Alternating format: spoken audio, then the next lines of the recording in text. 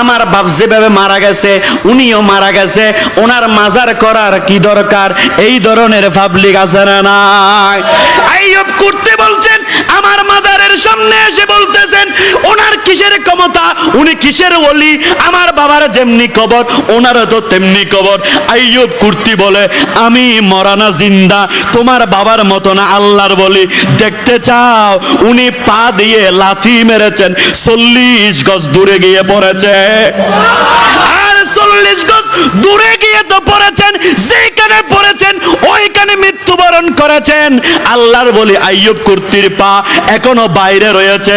ও আল্লাহর বলি আইয়ুব কুর্তি, আপনার পা কেন এখনো বাইরে? আইয়ুব কুর্তি রহমতুল্লাহ আলাইহি উত্তর দেবে, কেন জানুনি? যুগে যুগে মুনাফিকের বাচ্চারা দুনিয়াতে আসবে, বলবে আল্লাহর বলির ক্ষমতা নাই। আমি তাদের মেসেজ দিচ্ছি, আমি আইয়ুব কুর্তির পা কিয়ামত পর্যন্ত বাইরে থাকবে, পছন্দ হবে না। আল্লাহর বলি কবরে মৃত নয়, আল্লাহর বলিগণ কবরে জিন্দা।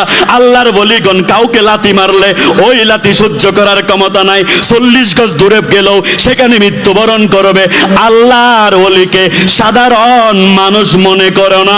আল্লাহ কোরআনে বলছেন, লা খাউফুন আলাইহিম ওয়ালা হুম ইয়াহজানুন।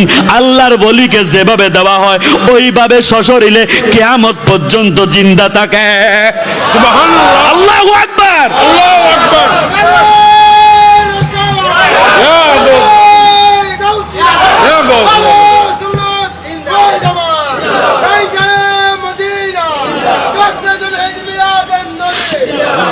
গভীর মনোযোগ প্রিয় হাজিরিন আমার, আল্লাহর বলিকে সাধারণ পাবলিক মনে করার সুযোগ আছে?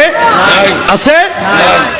তোমার মতো রাত্রিবেলায় ঘুমায় ঘুমায় আল্লাহর বলি হয় নাই।